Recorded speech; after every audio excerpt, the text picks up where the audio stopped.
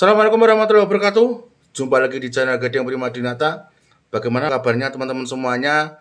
Tentu dalam keadaan sehat, semangat terus, bahagia bersama orang-orang yang Anda sayangi. Yang baru menemukan channel Gading Primadinata, mohon dukungannya, keikhlasan hati dengan cara like, komen, share, dan subscribe agar saya lebih bersemangat untuk membuat video-video tentunya menarik, menghibur, dan bermanfaat. Yang sudah mensupport, mendukung sampai sekarang, sampai titik ini, saya ucapkan banyak terima kasih. Baiklah, pada kesempatan video kali ini saya akan memberikan sebuah video ya.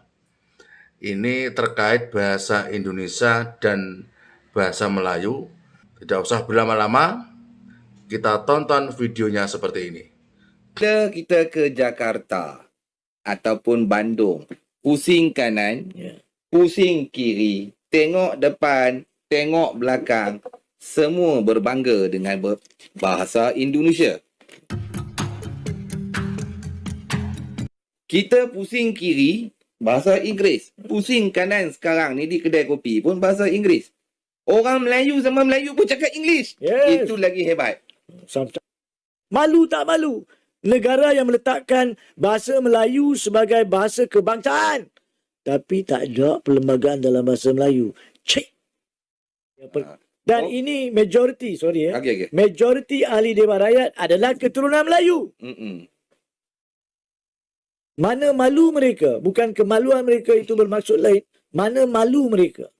Walaupun Ismail Sabri, Perdana Menteri ke-9, dan memberi pelbagai cadangan untuk mempertabatkan di ASEAN, di Asia Tenggara dan sebagainya. Tapi persoalannya saya martabat bahasa Melayu di dalam negara dulu. Baru cakap pasal luar negara. Okay. Ini dalam negara pun tak ada perlembagaan bahasa Melayu atau dipersoalkan kewujudan bahasa Melayu. Kita nak suruh orang luar guna bahasa Melayu. Tak malu ke?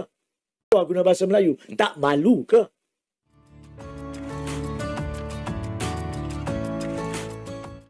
Itulah hal yang sangat memalukan yang selama ini dilakukan oleh kaum Melayu Malaysia. Kaum Melayu di negeri kasino tersebut selalu mengklaim bahwa bahasa Melayu mereka itu hebat, bahkan mendunia. Tanpa malu juga, mereka berani atau lancang sekali mengklaim bahasa Indonesia sebagai bahasa Melayu. Tapi lucunya, konstitusi Malaysia pun, Undang-Undang Dasar Negeri Kasino tersebut, hingga detik ini masih menggunakan bahasa Inggris atau bahasa penjajah mereka, bahasa Tuan British. Kalau kaum Melayu negeri kasino itu masih punya harga diri dan punya martabat atau punya integritas, tentu saja merasa malu. Orang yang waras tentu saja amat malu dengan realitas yang terjadi di Malaysia. Malu dengan realitas bahwa bahasa Melayu di negeri kasino itu sebenarnya telah menjadi bahasa yang tidak ada nilainya. Karena untuk bisa menjadi warga negara yang baik pun, sebetulnya mereka harus paham bahasa Inggris. Sebab, konstitusi dan banyak undang-undang di Malaysia masih menggunakan bahasa Inggris. Untuk mendapat pekerjaan yang layak, orang Malaysia mesti bisa berbahasa Inggris. Kalau bahasa Inggrisnya lemah atau kurang pintar, dan tak sanggup bersaing dengan kaum Cina, maka hanya akan jadi kaum Melayu yang linglung, dan hidup dalam dongeng atau ilusi alam Melayu.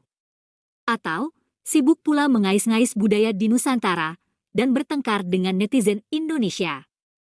Dan biasanya, kaum Melayu yang linglung dari negeri kasino tersebut akan selamanya selalu kalah berdebat dengan bangsa Indonesia. Hal itu terjadi karena konsep negara Malaysia yang amat lemah jika dibandingkan dengan negara Indonesia. Hal itu juga disebabkan karena kaum Melayu Malaysia pada dasarnya tidak memiliki pengalaman mendirikan negara, membentuk bangsa, atau menyatukan bangsa dengan satu bahasa. Kaum Melayu Malaysia jelas tidak paham dan tidak berpengalaman membentuk sebuah bangsa besar. Mereka pun tidak mengalami perang dan revolusi untuk mendirikan sebuah negara dan membentuk bangsa. Dulu, di wilayah Malaysia itu, yang menang perang adalah British, bukan kaum Melayu. Kalaupun ada kaum Melayu yang berjuang, tapi posisinya adalah dikalahkan oleh tentara British. Sebagian kaum Melayu Malaysia mungkin tidak sadar bahwa mereka sebenarnya bukan kaum pejuang, bukan kaum pemenang. Orang Amerika yang mengalami revolusi, tentu mereka lebih mudah memahami bangsa dan negara Indonesia. Tapi tidaklah demikian halnya dengan kaum Melayu Malaysia. Karena mereka tak paham membentuk bangsa dan negara yang besar, mereka pun tak bisa menghargai eksistensi bangsa dan bahasa Indonesia.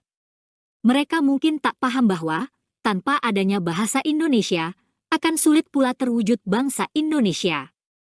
Karena itulah, mereka seenak jidatnya memberi label Melayu pada bahasa Indonesia. Kaum Melayu Kasino yang naif itu tak paham juga bahwa nama bahasa itu berkaitan dengan nama bangsa.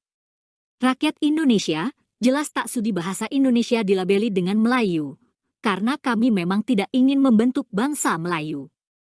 Kami sudah punya bangsa Indonesia yang amat besar. Itulah kelucuan atau kenaifan kaum Melayu Malaysia. Sudah saatnya kaum Melayu negeri Kasino menerima realitas bahwa mereka sebetulnya kaum yang gagal membentuk negara dan bangsa Melayu. Semua itu pernah menjadi impian kaum Melayu Malaysia, tapi semua itu gagal diwujudkan. Karena negara Melayu tak pernah ada, bangsa Melayu juga tak pernah wujud, maka bahasa Melayu pun tidak pernah bermartabat di negeri Kasino Malaysia. Mau seminar setiap hari, mau mengomel setiap saat, impian itu mustahil diwujudkan, karena zaman sudah berputar terlalu jauh. Karena, anak sekolah dasar di Indonesia pun tahu bahwa, negara Malaysia itu digagas dan dibentuk oleh penjajah British. Semua tatanan sosial, ekonomi, politik, pendidikan dan seterusnya pun mengacu pada British, dan tentu saja dengan menggunakan bahasa Inggris.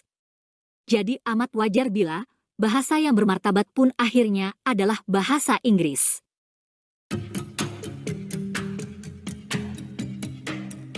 Kita tahu, sebagian kaum Melayu Malaysia mungkin iri atau cemburu pada bangsa dan negara Indonesia yang besar. Mungkin mereka masih mengimpikan adanya negara Melayu yang hebat, bangsa Melayu yang hebat, dan bahasa Melayu yang mendunia pula. Impian seperti ini seharusnya diperjuangkan 1 abad lampau, dengan berjuang bersama, mengusir penjajah British, sehingga bisa membentuk negara dan bangsa Melayu yang besar dan hebat, dengan bahasa Melayu yang hebat pula.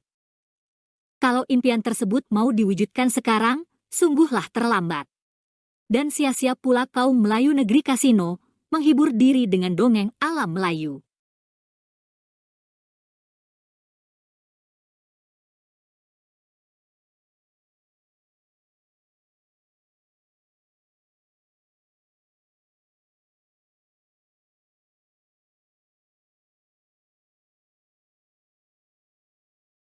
Sia-sia saja, kaum Melayu Malaysia berpura-pura jadi bangsa yang besar dan hebat, jadi penguasa Nusantara, bahkan penguasa sebagian besar alam semesta. Karena, realitasnya amat bertolak belakang. Jangankan membentuk bangsa Melayu yang besar, merobohkan patung British, atau menghapus kasino pun, tiada kekuatan dan nyali.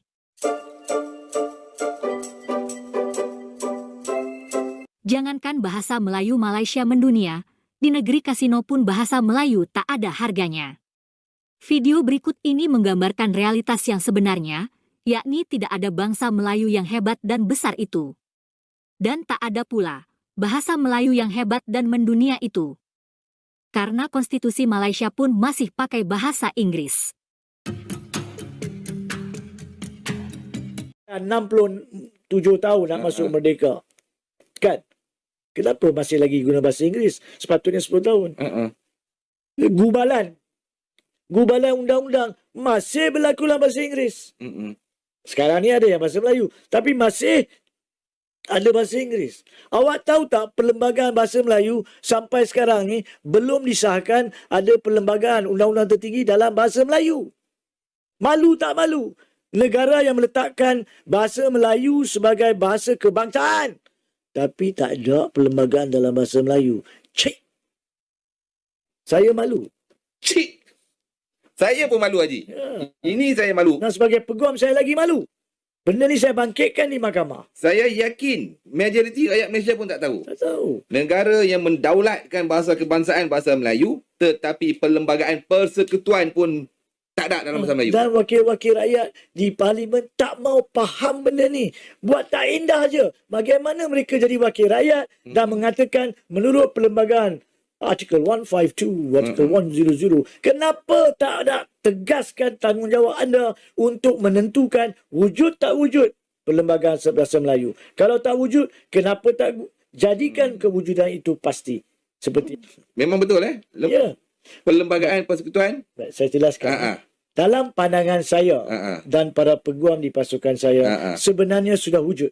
Okey. Pada tahun 2003, secara khusus tak silap saya 3 hari bulan September atau 30 hari bulan September 2003 sudah wujud Perlembagaan dalam bahasa Melayu. sebab telah dilancarkan oleh Kebawah Duli Yang di-Pertuan Agong pada masa itu Raja. Tetapi pihak kerajaan Malaysia, bukan kerajaan ini, jangan salahkan kerajaan ini saja. Ini wujud sejak dulu 2003.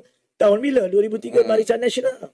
Tapi pihak pejabat peguam negara menganggap itu tak rasmi. Perlu ada penetapan. Apa itu penetapan? Kita tanya.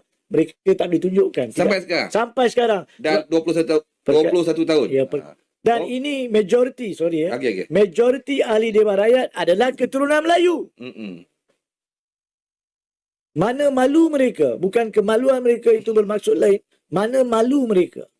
Mana maruah mereka?